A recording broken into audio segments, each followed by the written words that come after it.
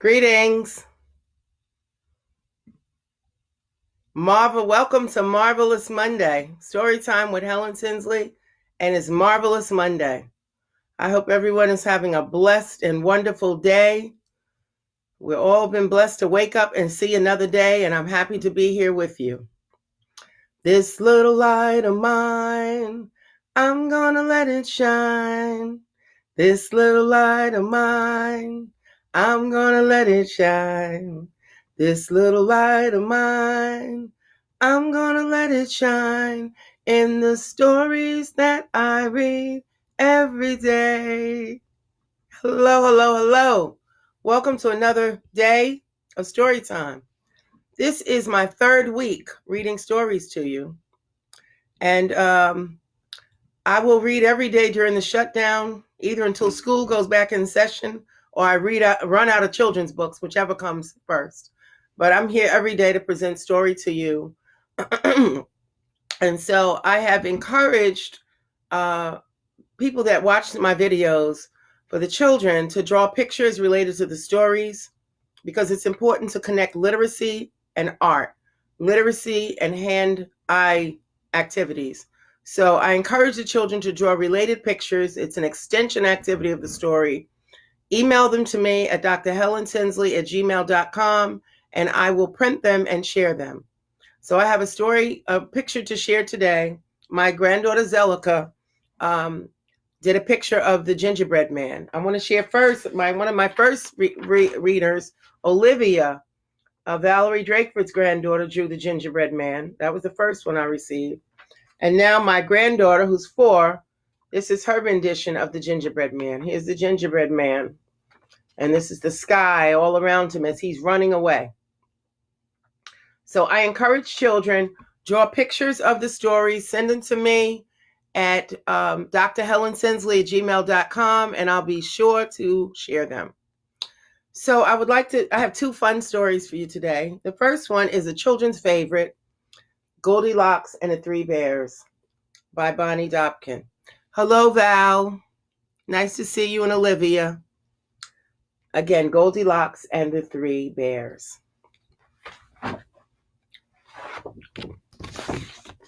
Goldilocks and the 3 Bears.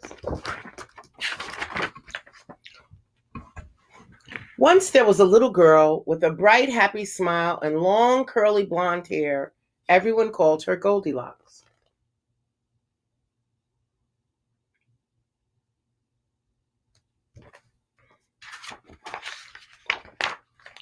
Goldilocks lived in a cottage by the edge of the woods. Always curious, she wondered what was in those woods. "May I go for a walk in the forest?" she asked her parents one day. "No," said her mother.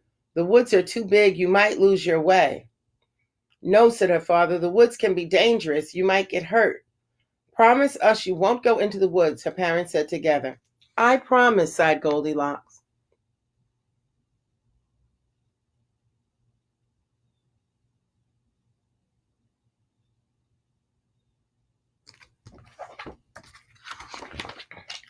One day, though the sun was shining, the air felt fresh and cool, and the branches of the trees seemed to be waving at her. Goldilocks thought about her promise. "I probably shouldn't go into the woods," she said, but she did. Now, deep in the woods, there was another cottage, and in this cottage lived 3 bears.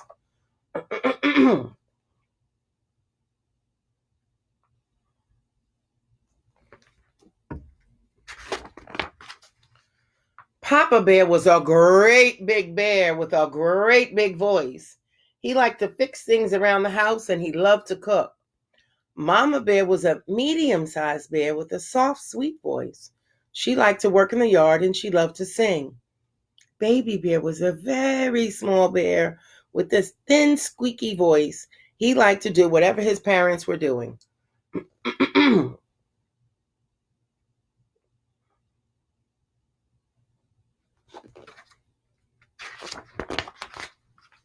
One morning, Papa Bear made a big pot of delicious porridge. He filled 3 bowls to the very top. First, he filled a great big bowl. Then he filled a medium-sized bowl. And finally, he filled a very small bowl with pictures of honeybees on it. "The porridge looks wonderful," said Mama Bear. "The porridge smells wonderful," said Baby Bear. "The porridge is wonderful," said Papa Bear. "Eat up."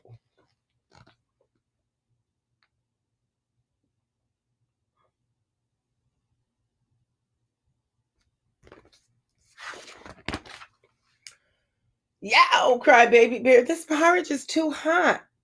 "He's right," said Mama Bear, looking at Papa. "Well, then," said Papa Bear, "why don't we go for a walk until the porridge cools?" "Hooray!" said Baby Bear, fanning his tongue, and they set off into the woods. Just as the three bears left for their walk, someone came running out of the forest. It was Goldilocks. "Why didn't I listen to my parents?" she said. "Now I'm lost.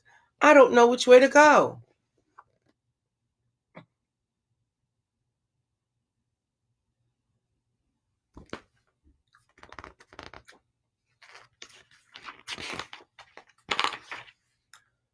Then Goldilocks saw the cottage. Always curious, she wondered who lived there. She knocked on the door. "Hello," she said. "Is anyone home?" Of course no one was.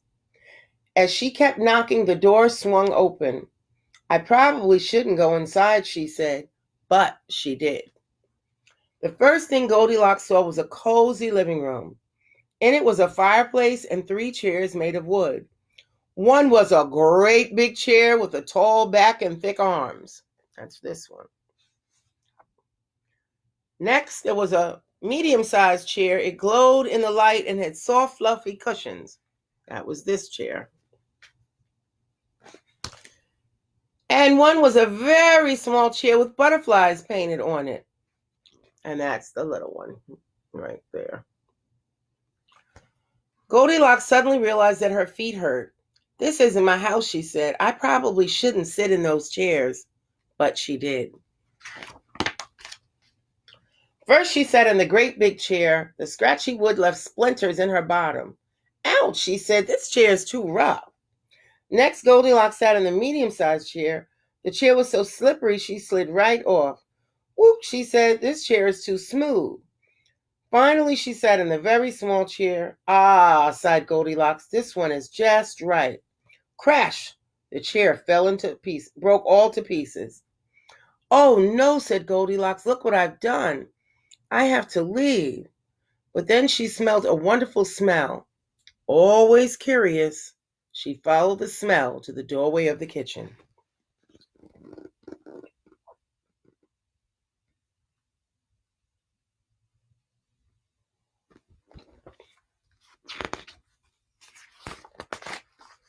On a table in the kitchen, Goldilocks saw 3 bowls. The wonderful smell was coming from them. Suddenly, Goldilocks realized she was very hungry. "I probably shouldn't taste what's in those bowls," said Goldilocks. But she did. First, she tasted the porridge in the great big bowl. "Ow," she cried. "This porridge is too hot." Next, she tasted the porridge in the medium-sized bowl. "Ew," she said. "This porridge is too cold." Finally, she tasted the porridge in a very small bowl. It wasn't too hot, and it wasn't too cold. "Yum," said Goldilocks. "This porridge is just right." And she ate it all up.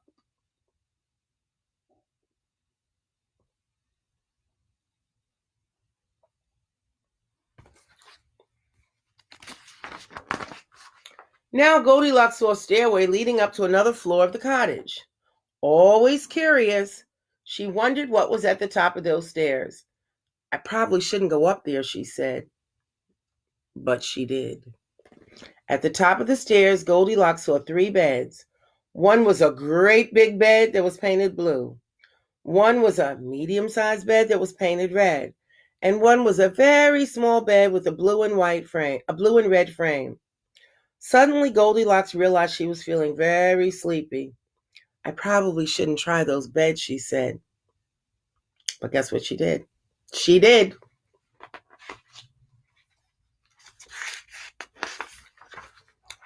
First, she tried the great big bed. Her head went down with a thunk. "Erk," she said. "This bed is too hard." Next, she tried the medium-sized bed. This time, she almost disappeared. She could barely breathe.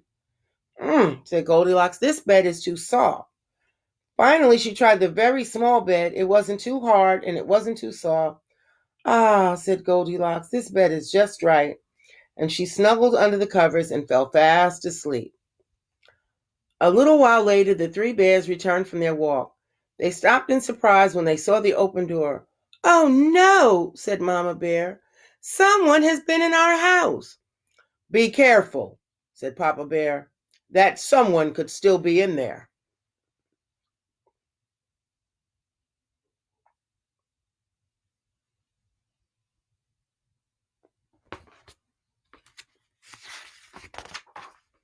The three bears tiptoed into the living room. Someone's been sitting in my chair, grumbled Papa Bear.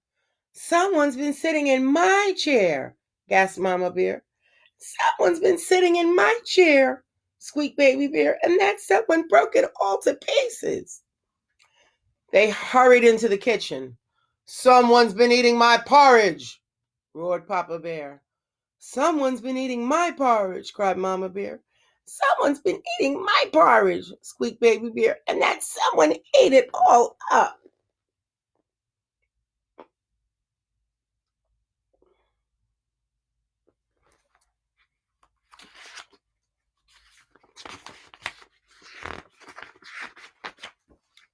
Now the three bears rushed up the stairs.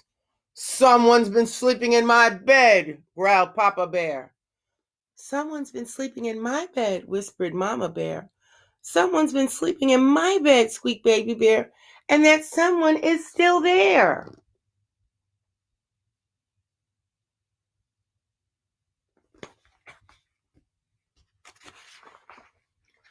Papa and Mama Bear rushed over to Baby Bear. They looked at Goldilocks and they looked at each other. Papa Bear let out a great big roar. Goldilocks woke up. First, she saw a very small bear with big white eyes. Next, she saw a medium-sized bear with a worried frown. Then she saw a great big bear with great big teeth and great big claws. Goldilocks shrieked. Ow!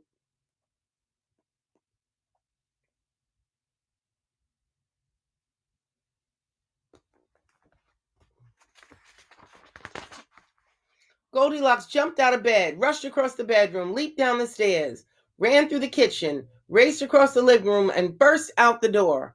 She ran and ran and ran until she saw her own cottage through the trees at the end of the forest.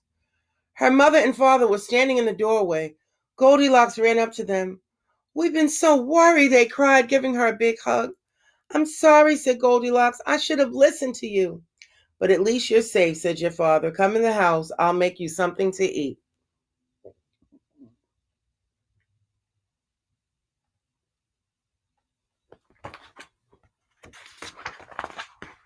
The next day, Goldilocks sat on her front step again. She could see the forest. The trees seemed to smile at her. I probably shouldn't ever go into the woods again, she told herself. But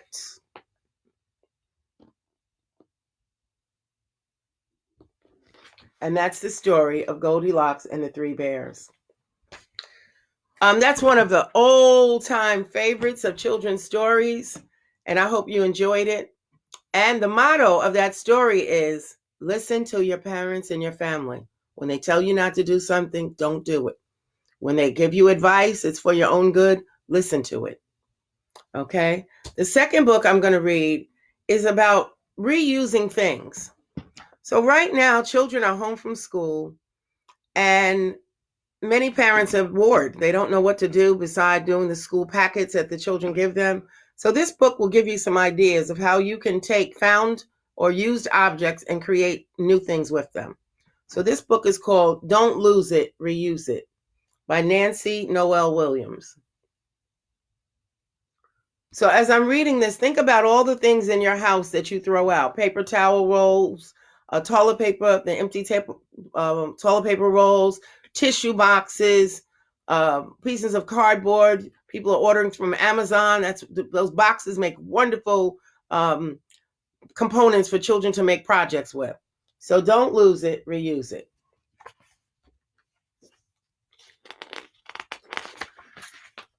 Every day we throw things away, but before you toss something into the trash, stop, think, recycle. Ask yourself, how can I reuse this?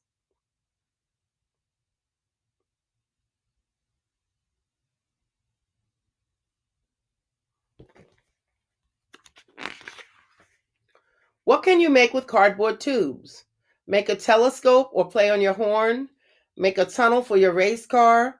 Cut some tubes in half. Decorate each one to make napkin rings. Decorate some tubes in boxes to make your very own robot. I'm going to show these pictures longer. You can see all these great ideas.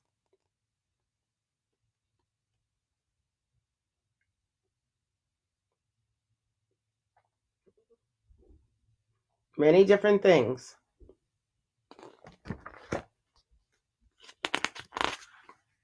What can you make with old buttons and beads?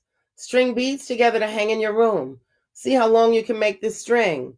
Gather some pine cones. Glue colorful buttons on them to make decorations.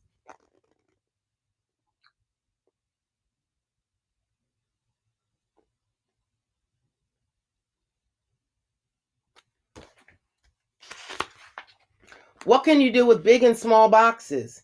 Put a gift in a box. You can decorate some paper, then wrap up the box. Make a tower by piling the boxes high.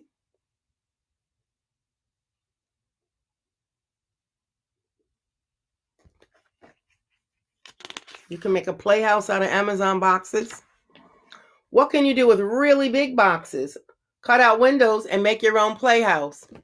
They took my idea. If you have a marker in a box, you can make your own race car. Zoom, zoom.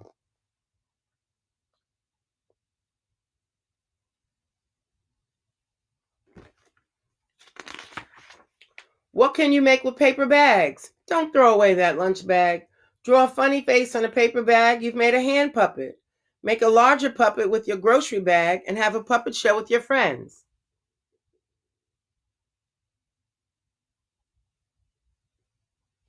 You can have a puppet show on Zoom, and you can have a puppet show on Facebook, on FaceTime with your friends, or Skype, or Marco Polo. There's many ways that you can share this with your friends during the time that we're in the house.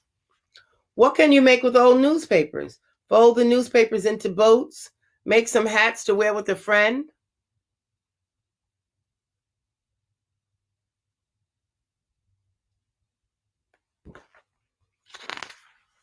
What can you do with old clothes? Use hats, shoes, and old jewelry to make a costume. Change your voice and your name. Become a new character. Grab some kitchen things and have a parade. And an old shirt makes a great paint smock.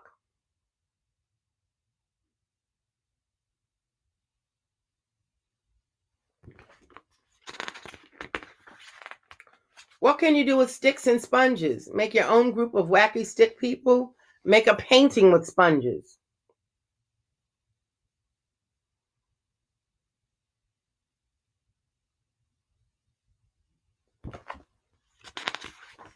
What can you make with empty bottles and cans? Wash out a bottle, cut an opening like an open door on its side. Put bird seeds inside, hang the bottle in a tree and watch the birds eat. Or fill cans with dirt and plant flowers and vegetable seeds. Water the seeds and watch them grow. Or keep your pencils organized in an empty can.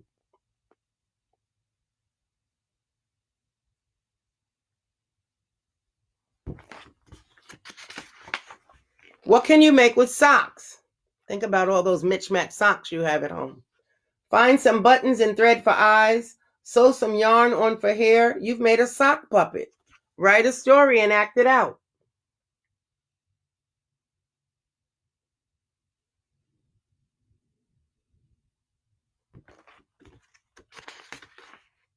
Don't lose your chance to make something new the next time you pick up some trash.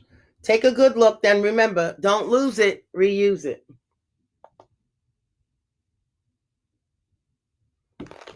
And this is Don't Lose It, Reuse It. So now, this is Dr. Tinsley's challenge to you. I want you, the boys and girls that are reading this story, to take an object at home that you would normally recycle or throw out and create something new with it. So this is the Reuse It challenge. I want you to make something out of an object that you normally throw away, and have your family take a picture and send it to me at drhelentinsley@gmail.com. And I want to show off all of your wonderful, magical creations made out of recyclable materials. Okay? That's a great way, family, to keep the children active and involved, giving them some crafts and allowing them to use their creativity. If you have crayons, if you have paint, markers, glue, cardboard, construction paper, boxes, buttons, beads, they can make all types of projects. Some people throw food in. I don't use food for creative projects because there are too many people in the world starving. But you can use the boxes from your pasta, or you can use jars from tomato sauce. Be creative. Make as many things as you can. Have fun doing the projects. And I encourage you again, this is the Dr. Tinsley Reusable Challenge. I keep changing the name, don't I? But the challenge is create an object with found objects, take a picture of it, create a project with found objects, take a picture, and send it to me at drhelentinsley@gmail.com. And I will be sure to share your picture on my next read aloud. Thank you for listening. I just want to say hi to the people that have joined. Val and Olivia have been with me every day since day one. We've been rocking for this is going on our third week, Val. Thank you for joining me. Hi, Aunt Carol. She's been with me every day, too. I love that I can connect with people using this medium. Hi, Catherine Carter, who's a fellow reader. Hi, Stephanie. We're fellow grandmas together. And hi, Charles. Y'all are really some of my dedicated live followers. But to everyone watching, enjoy your day. Have a blessed day. Have a blessed week. Stay home if you can. Stay safe. If you go out, practice all of the good measures. 6 feet apart. Wash your hands. Mask. Stay safe. And I will see you same time, same station tomorrow at 5 o'clock. Be well and God bless. Peace.